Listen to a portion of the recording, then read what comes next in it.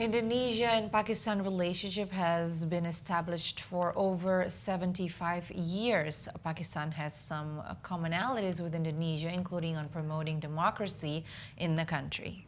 And during the 125th Bali Democracy Forum hosted last week in Nusa Dua, Bali, Metro Globe Network's Sarah Rohendi has an opportunity to meet one-on-one with Pakistani Foreign Minister Bilawal Bhutto Zardari. Let's take a full look. It has been more than 70 years Indonesia and Pakistan has established diplomatic relations. And today Indonesia is hosting Bali Democracy Forum.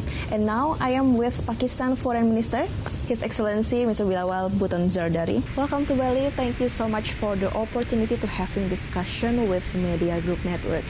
Mr. Bilawal, please tell us more about Pakistan participation in Bali Democratic Forum and what does Pakistan hope to share and discuss? So I'm very pleased to be participating in the Bali Democratic Forum and represent my country here today. Pakistan has a long history in struggling to enhance our democracy and our democratic space. So I'm proud to be representing Pakistan's democracy at this forum today. Bilawal, you know that the world is facing economic challenges this year and many more challenges are projected next year. Mr. Bilawal, in your view, what is needed most to uphold stability, peace, and democratic principles in such economic challenging times? I think, unfortunately, the world is faced with one crisis after another. We've seen a once in 100 years global pandemic, and then we saw the crisis in Ukraine, which has had, because of the sanctions and other things, a global economic impact.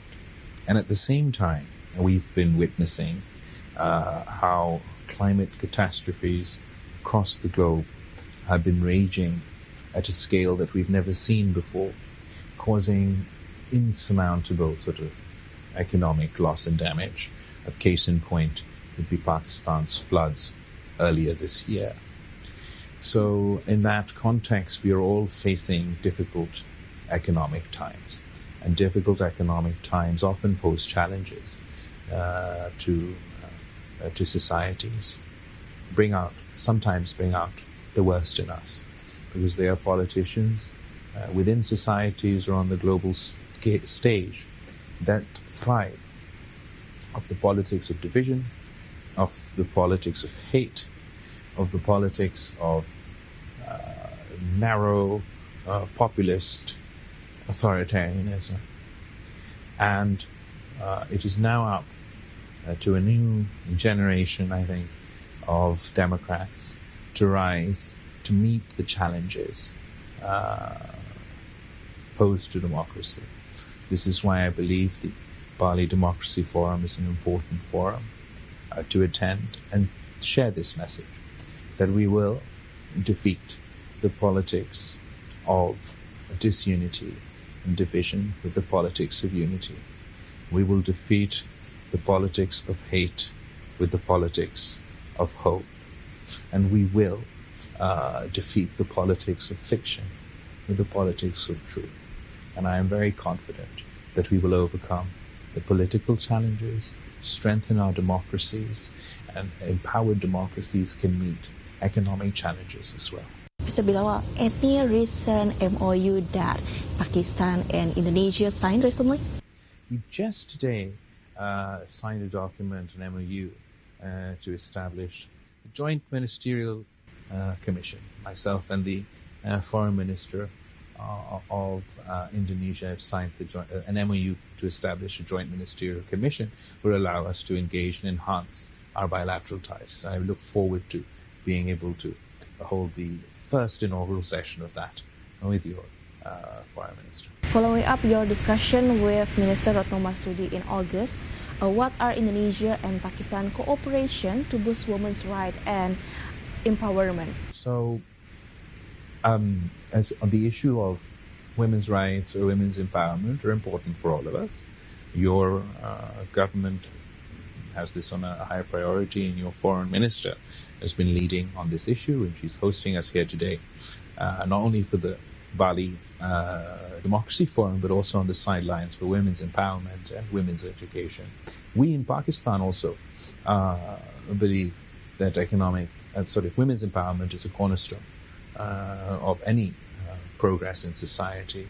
We're very proud of the fact that Pakistan is the first country, the first Muslim country to have a female prime minister, and we encourage women's rights, women's empowerment, women's education within Afghanistan and within Pakistan and internationally as well, and look to work with partners like your foreign minister and other like-minded foreign ministers across the world to enhance opportunities for women. As we know that Pakistan is the largest number 2 Muslim population countries, how can Indonesia and Pakistan further cooperate, especially in the context of Organization of Islamic Cooperation? I mean, within the IOC on a multilateral level, but also on a bilateral level, Pakistan and Indonesia should be cooperating a lot more than we do. I believe for the largest Muslim country and the second largest Muslim country, our economic ties, our bilateral ties have a whole lot more potential that need to be unlocked. While we imagine the sort of the collective strength of the first and the second largest Muslim countries working together on any issue. You pick an issue, unite our populations. I believe that the sky's the limit, and there's a lot that we can achieve.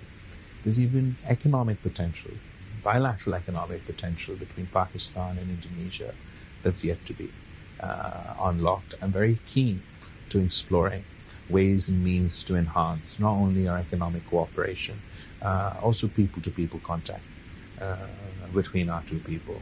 But then, of course, it is important to coordinate on international forums and multilateral forums, such as the OIC, the ASEAN forum, which Indonesia is going to be chairing, has just taken over the chairmanship of the United Nations, the G77, where Pakistan is the chair at the moment.